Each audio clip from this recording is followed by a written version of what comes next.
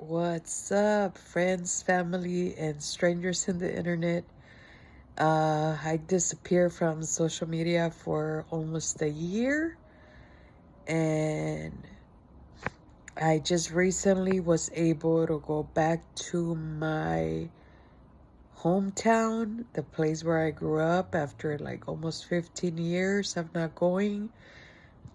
I was born in Guatemala, but my parents migrated when I was one into the US. And soon after, unfortunately, it became like a full shit show. My dad had like all this baggage and trauma he carried with him. Ended up becoming an addict and very violent towards my mom. So there was many years of witnessing, all that going on. A lot of dysfunction. And according to my mom, she was so afraid that in order to save us, she sent me and my two little brothers back to Guatemala to be safe with my aunt, her sister, and my grandparents at that moment. And I ended up staying there till I was 15 at first when I was able to come back to the US. And that point, I didn't want to be back. In my mind, I didn't have good memories. We lived in South Central LA. There was like the struggle.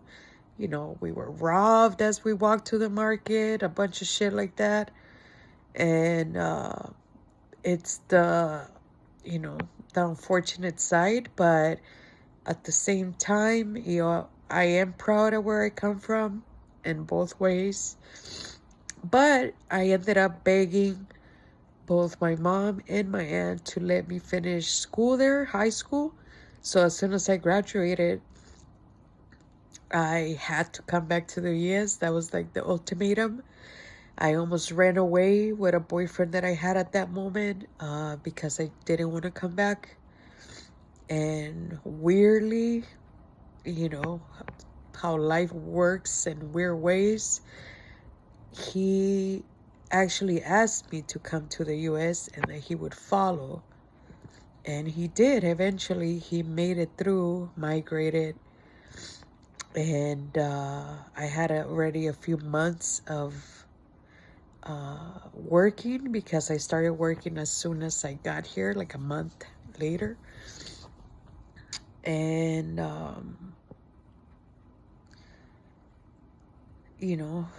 so much shit happened after that.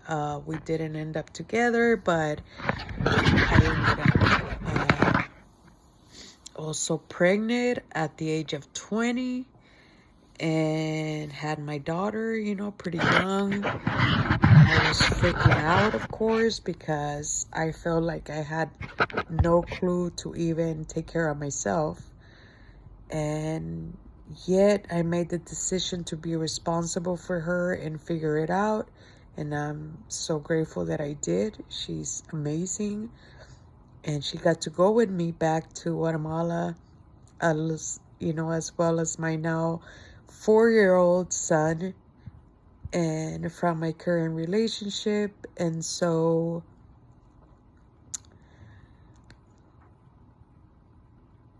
many of you know that I pursued life coaching and personal development and all this from over the last 2 years. It originated from trying to find a way out of my own depression after having my son. That's when there was COVID lockdowns, and I was pretty depressed. And it wasn't the first time that I felt like that throughout my life. I remember like when I started, I guess, becoming a teen, like between 12, 13, I started getting a lot of suicidal thoughts, like, I didn't matter. What was the point? Everything sucked. My parents were not around. I felt insignificant. And it would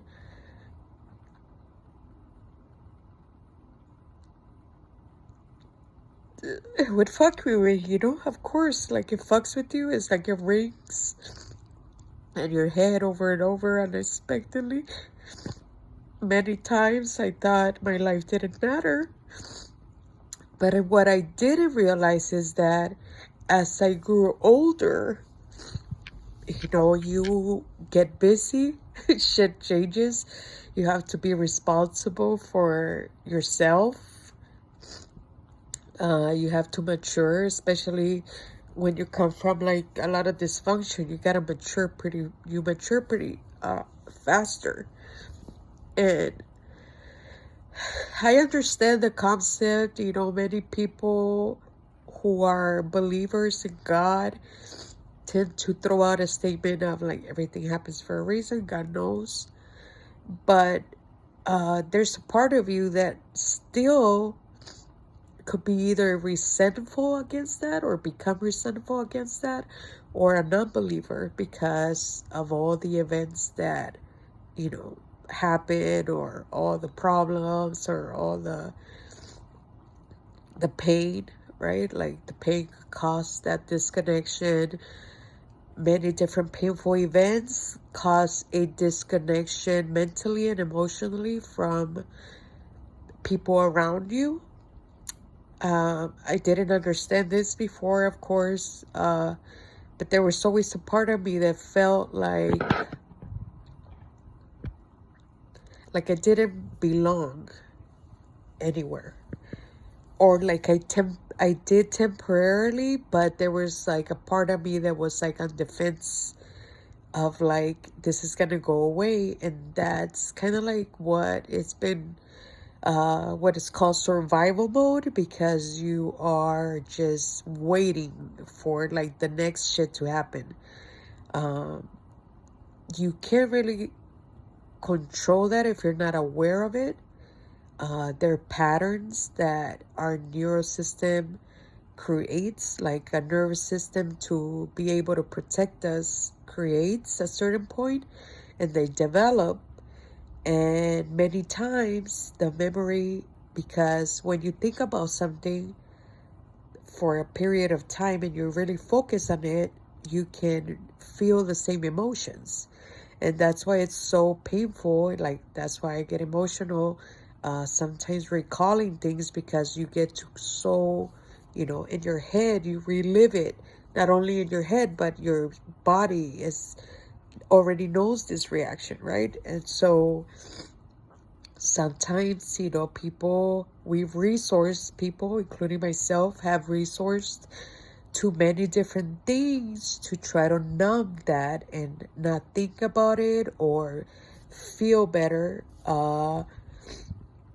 This could be consuming alcohol, smoking weed. This is how the origins of addiction, because we seek that comfort of some way. We all seek the comfort. The discomfort of feeling disconnected is pretty painful, and a lot of us don't want to deal with that pain.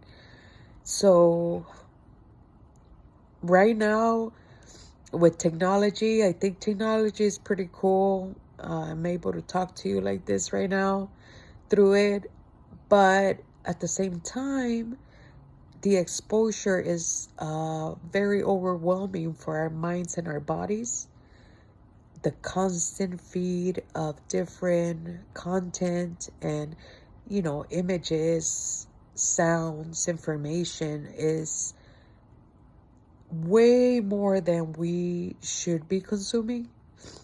And with everything that's going on in the world, like witnessing what's going on in Gaza and the Congo, like being more and more aware of things causes a lot of pain, especially if you're sort of like highly sensitive or susceptible to like the pain of others. And and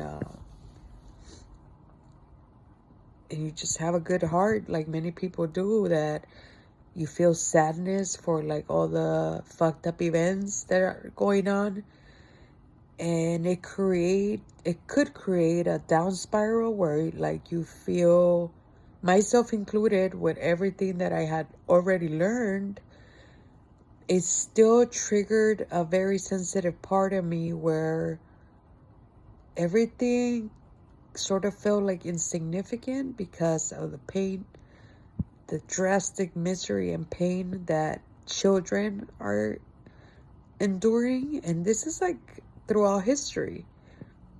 You know, as I learn more right now, where I went to Tikal and learn more about the Mayans and the sacrifices, it's like, well, shit. Like, there's been crazy, fucked up shit that's happened.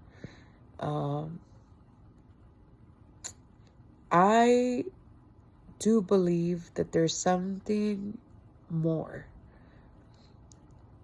than the physical life experience that we have. I learned a little bit about, you know, quantum physics and the possibility of your energy transmuted into different, they call it dimensions, but it could be, to me, different ways of existing. And in religion, you know, we have called this, or spirituality, like angels and demons. Like, there's a polarity that exists and goes beyond anything that we know or could comprehend. I feel like as human beings, we're advancing more and more. We're like, science and religion are coming to some sort of mutual agreement on the two possibilities of the known, unknown, the polarity of things. And I am a firm believer on polarities. I feel that there's good and bad energies in life, in people, in afterlife, and whatever energy we mostly be like during our lifetime and share is what we are, just like nature all around us, like what we will harvest, like what would come after. So I do find hope in that, and the fact that any children that has been innocently killed, abused, caused any harm, they transmute, or they will transcend into like something beautiful, versus those causing the harm, the complete opposite, and some sort of eternal loop of pain.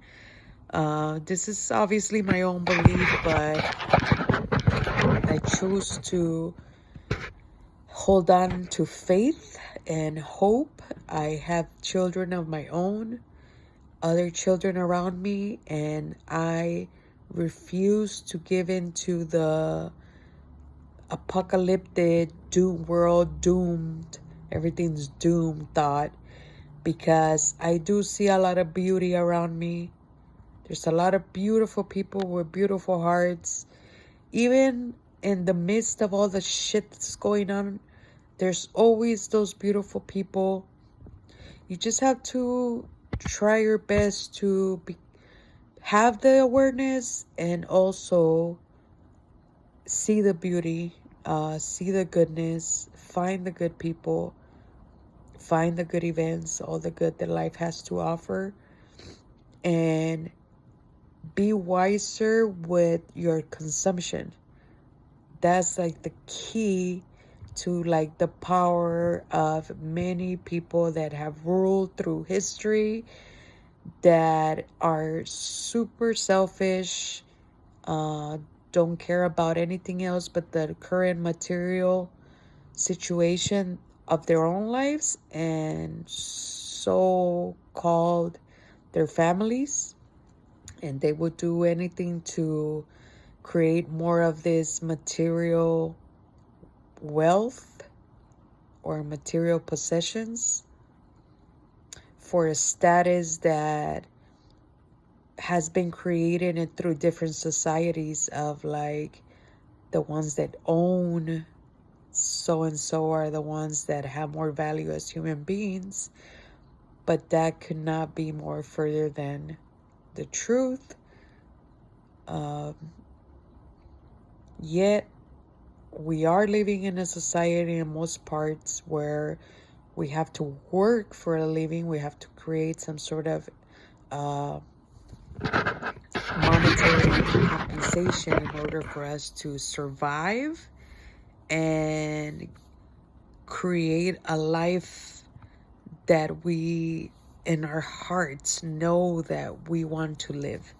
And it doesn't take much, especially material possessions. Like, there's so many happy, beautiful people that I saw back in my country, and that was something that I always had when I was here, when I first came, that would make me really see the difference of like someone that had very little and was so joyful versus someone that had a lot, or at least all their needs met and more, and was still feeling like it was not enough. And I have fallen into that many times, you know, the comparison. That shit with social media gets worse because we're constantly comparing. It's automatic. Like, it's not even fucking a choice. Like your brain will tend to compare, and you have to remind yourself that what can you stop and be present for and learn to appreciate and be grateful for? What are you taking for granted? How can you show more appreciation for maybe people, good people that have been in your life, those that have showed up when they didn't have to? I have many, you know, and I've always been grateful for that, but I didn't know how to stop the overthinking and the negative thoughts and down spiraling it in them, and now I do. And that's what I've been trying to put out there. Like, if you are someone that is constantly down spiraling, feeling in a certain way where you are like unable to see the goodness, or you easily fall into like negativity, there's ways to do it, like many ways, and I'm always open to talk about it, share everything that I can. You know, everyone is different, our stories are different, and like so there's like many different tools and stuff that could be beneficial, and you can find them on your own, or you can talk to someone about it. But yeah, I just wanted to say that, you know, that although it feels sort of selfish and or privileged, like some people say, to say I'm in a good place, everything has aligned, and I'm no longer allowing the focus of like what's wrong or what could go wrong. Instead, I've been working really hard on switching those thoughts to what could go right. What type of step do I have to take to make things better, not just for myself, but for my family, my friends, my immediate community? Because community is so important. And like here in the US, for example, a lot of people don't know their neighbors even. And we have witnessed a lot of strategies to create division, like from politics to opinions on plagues and sicknesses and just constant ways of, everyone having a lot of opinions and negativity being spread around about anything. And that's really sad, of course. It's really sad for humanity itself, with all the advances and everything we have overcome as species so far, for us to be dragged by just being negative and against each other, based on many old beliefs, things that have been passed down that are just harmful and not questioned. So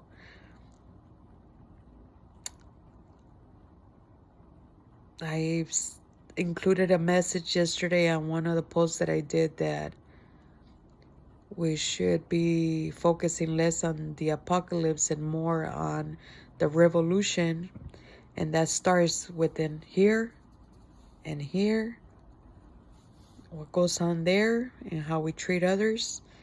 So, just have a little more kindness for yourself, less judgment for yourself and for others, and things will start to just fall into place. That's just how the laws of the universe sort of work. And I send everyone a lot of love.